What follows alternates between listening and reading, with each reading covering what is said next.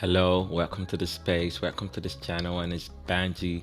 We're back to the next story, and it's quite a sensitive one, and it's about abuse, and it's about a lady talking about her parents, and specifically talking about mom leaving the relationship, and it's an abusive relationship, and her mom has been married to her dad for more than 36 years, so that's pretty much 4 decades. The headline reads, my professor mom has refused to leave her abusive marriage of 36 years. Lady cries out for help. So she started off the story with, my name is Nikure, and this is my mom's story. No, I do not have her blessings or permission to post it, and I hope she forgives me eventually.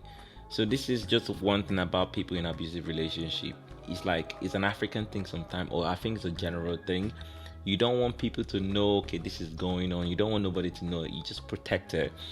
And she goes on to say, I was raised in a missionary Christian community in the beautiful city of Jos, the only girl, three brothers, to a chartered accountant, which is her dad, and works in a Just Steel rolling mills, and part-time lecturer in accounting. Okay, and a theologian lecturer mom who is currently eyeing her professorship. The woman too liked book, even with her hearing disability due to medical misconduct when she was in secondary school, which caused an infection in her ear that took her hearing. She was determined she couldn't fail, especially being that the odds aren't in her favor. You see, girl child education hasn't and still isn't a priority in our society. And the fact that the father put his foot down so all the girls got all the education they wanted, she wasn't going to disappoint him. She went on to be the first female to get a higher education, master's, PhD, and now going for a professorship in the entire Bukos LGA, so in their local government. She was established, had her own job. The job came with a house, so she was living like a baby girl life. And 2 or so years later, she got married.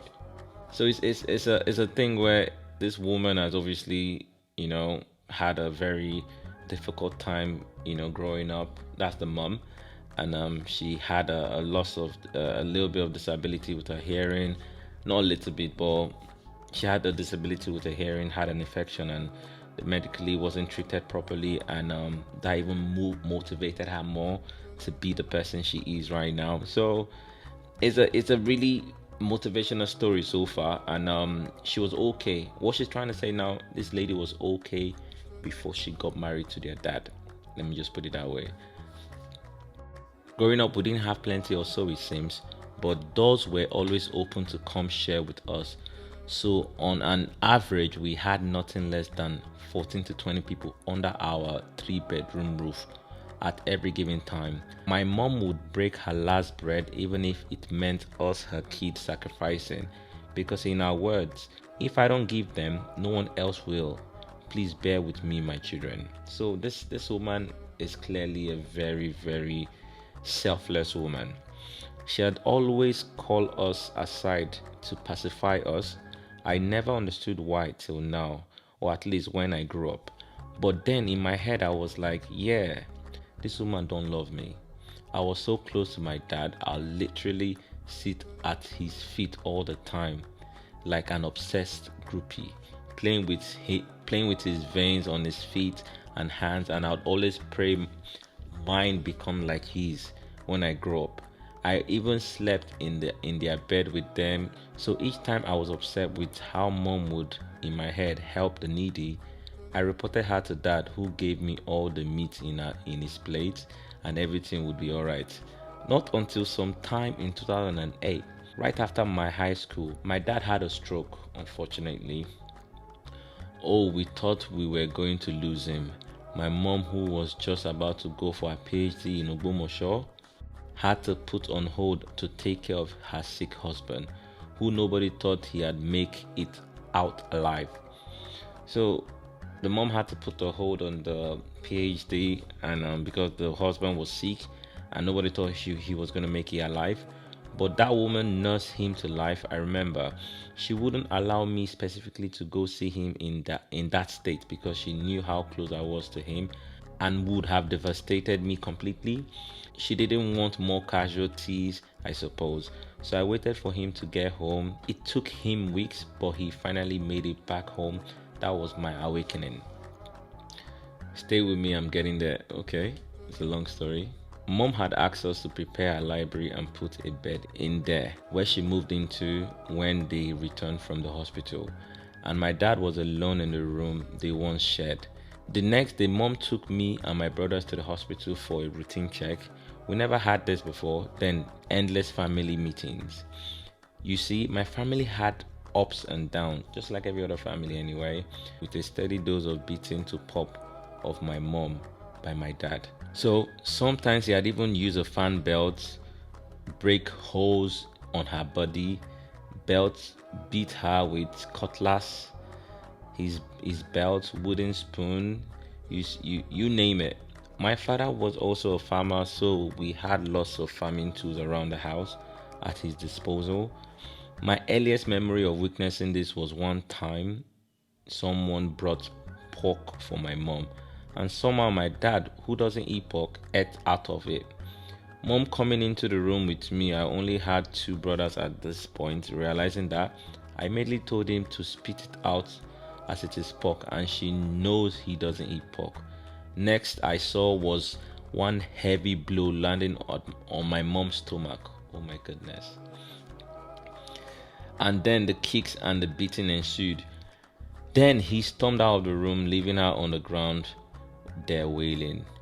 She ended up in the hospital, and many years later, I found she actually had a miscarriage. Oh my goodness. My eldest brother says his early memory was when he was just little over 1 year old. It was dark outside, and my dad was beating mom senseless per usual. And the poor baby, unable to rescue his mother, ran out on the street crying for help from passerby. He pulled back to the house to go save mom. You remember how she already had her job, house? Yes, it was under her roof. He did that to her. He never paid rent, light bills, water bill, medical bill since he married my mom, because before her salary reaches her account, all these bills were deducted. So you would think he had handled our fees. He still made her go 50-50 to him. And when she doesn't, our fees won't be paid completely. Wow. Where did all his money go? I'm guessing that's what she meant. To this day, nobody knows, because even the food we ate, my mom had provided. At best, he would buy a bag of rice, meat, all the small things once yearly. That is all you expect or get. As we grew older, you had to beg. I had no recollection of Mr. Apollo's ever buying me clothes, except that one time I was part of a drama in school and I needed to bring a wrapper. But mom couldn't give me hers, as she barely even had enough that aren't torn or worn out. So he was forced to go get me that. This is the woman that her lowest grade of wrapper before she got married were Holland and George. Now all she could afford were Bambalasta. I don't know what that is. I'm sure it's a type of it's a brand based on the quality. Did I mention when I got admission into Unijust, my first tuition was 36,000. One of his brothers paid. Second year was 38,000, and her dad gave her 10,000 and said I should go and meet my boyfriend to pay for the rest. Wow. I was 18 years old and wondered how the event unfolded there, because that would be the theme going forward. Go and ask your boyfriend. The favorite anthem when we kids went to our father with our knees was "Go and meet your mother." Mom's first abuse in the hand of Mr. Apollo was the eve of our wedding, where apparently one of his younger brother told him, and I'm paraphrasing, "Whoa, tomorrow is your wedding, and technically you are husband and wife. Already go and have sex with her." He tried, but she turned him down, so he raped her. She told me this after I had asked her why she didn't smile in 90% of our wedding pictures. I was mortified. I asked why she went ahead with the wedding. Her response was, "Nobody would have married me and it wouldn't have brought shame to my father's house." We wept together and she opened up to me. Oh, the abuse were horrific and diabolical, to say the least. This is a man who would quote the Bible better than her, the theologian. So, one time after his stroke, and all of our kids seeing him as he truly is, was attacking our mom with a machete in broad daylight. Someone who could even barely walk, and we all stood up to protect her. Our eldest brother overpowered him and locked him in the room, where he started screaming at the top of his lungs, saying, "Our brother is trying to kill him." Neighbors hearing this came and broke the front door. News spread, and soon after, one of Mr. Polo's sister came with police to come and arrest my brother. Same sister who sat through the beating he was giving my mom. So it was in, I guess, 1988. Mom is pregnant again with what was supposed to be her second child. Whatever the beating was about, my aunt, the mom's sister, said he locked my mom and himself in the room, in their bedroom, and all my aunts could hear from the living room were sounds of beating her pregnant sister in agony.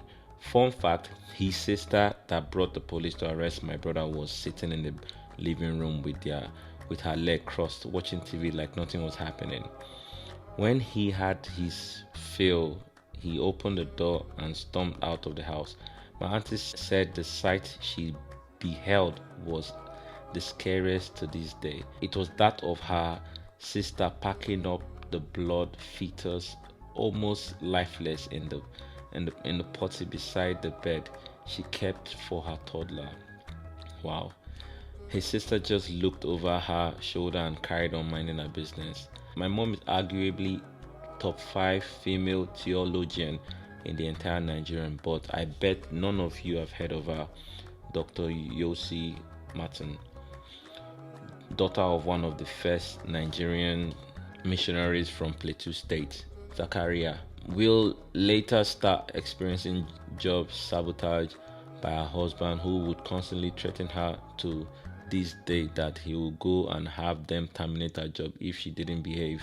He tried severally, but thankfully didn't succeed. But I guess this could be a contributing factor. My mother taught and trained a good number of bishops, reverend, governors, senators, you name it. But this man made sure he stunted her career, go to her colleagues' houses just to badmouth her unprovoked. Mom got tired of all the embarrassment, tired of the slavery, and decided she didn't want to remain in that community anymore. So we moved into Mr. Apollo's house, which he was renting out prior then, and her words, "I need to start saving for retirement." This was in 2015. She was well into 50. Sometimes the salary that got to her account after deduction was just 16 naira. So she was constantly in debt. She needed her kids to at least get proper education and better chance of life. To this day, this man still get mine to still they threaten Momsi with beating. Heck, sometimes in January 2022, shortly after I left my mom on a sick bed to return back to work, she and my immediate older brother, were praying in her room. Apparently, there was some drama Mr. Apollo's started earlier in the day, and one of their prayer item was, "Lord, touch his heart. If it is a mental problem, Lord, heal his mind." Unknowing to them, he was eavesdropping at the door, and he just barged in, trying to pounce on her in her frail state. He had called each of us earlier and individually to tell us to tell our mother to return to the room they once shared, or to pack out and leave his house. He, of course, didn't get the response he wanted, so now he's trying to throw all of us out the house. He still doesn't pay a single bill. I'm so sorry, mommy, for not honoring your wishes. I hope you will eventually find it in your heart to forgive me, because I refuse to lose you, and I refuse to let the devil take away the only parent my child has. Why I'm writing this without my mother's blessing or any of my brothers or anybody, I'm too sensitive. It is a blessing and a curse, and if my mom isn't free, I may die. untimely. Lately, I've developed breathing problems, which may or not be a fault in my heart. And it was the day my mother sent me the message attached below. I laid sleepless with my heart breaking over and over again. I called her, and I think the next day or so, I was like, why not just divorce him? The excuse first, I don't want to bring shame to my father's house. Then I don't want my children to suffer. And then now all my sacrifices would have been in vain because I will lose my job and no one will even hire me again. And I have since sunk into my endless void. My blood pressure is through the roof, and I may or may not have gotten a heart condition now. So this is my Hail Mary. Please help me tag as many international and national colleges, university, tertiary institution who will open their doors to my mom. Please help anybody. In summary, it's a situation where she has been in an abusive relationship for 36 years, and we have a problem in Africa. We have a problem where maybe I think, I don't know, it's an African thing where a lady can be in an abusive relationship, or anybody, man or woman, because it goes both ways, can be in an abusive relationship for a long period of time without help, and they would keep quiet. They'll keep quiet about it, they'll be mute about it, and it's heartbreaking. From the beginning of this story, like, this lady was already good without even getting married to this man, got married to him, going to an abusive situation, and she's not even as young as she was. All I can say about this is my prayers first to them, my prayer first to the family, my prayers to her. Marriage is not a death sentence. Marriage is not, you're not getting married to die there. You understand? Marriage is meant to be a thing where you a team member, you're a partner. Marriage is meant to be something. It's not meant to be this bad. I can't believe what I've read in this story. In abusive relationship, please, if you're a victim of any abuse, speak out, talk to somebody. Don't hide it. I don't know where we got this idea of keeping things to ourselves. Like, don't hide it, talk to somebody about it. This is something that even the lady, I'm glad she came out with this and she's talking about it. It's already on the internet, on the Insta blog Nigeria right now, where I got the story from. So shout out to Insta blog. And the mom was saying he would even quote the Bible, and he can quote whatever verses. See, it's not about these things. It's not about these things. Like, when you are in the right situation, you would know. When somebody cares for you, you would know. And even the devil can quote the Bible, to be fair with you. Quoting the Bible has got nothing. The Bible is not something to be quoting. It's something that you live. Any kind of religion, both the Islamic religion, Judaism, or whatever, it's a lifestyle. You see it in people's life. It's not something that you just quote it and you live in a different life. And it's so unfortunate because you can see that even the family, from the other side, the dad's younger sister, which is a woman, and seeing that same thing happen to another woman, said nothing about it, and was just like, glad it's out there, and I hope she's able to get the help she needs. I'm obviously gonna put it out there for people to know and see. The pictures are gonna be out there as well, so they're based in just. So we just hope something can be done about this. And it's broken my heart today. So I hope you enjoyed the video. I'll be back with some more. Thank you very much. Please like and subscribe.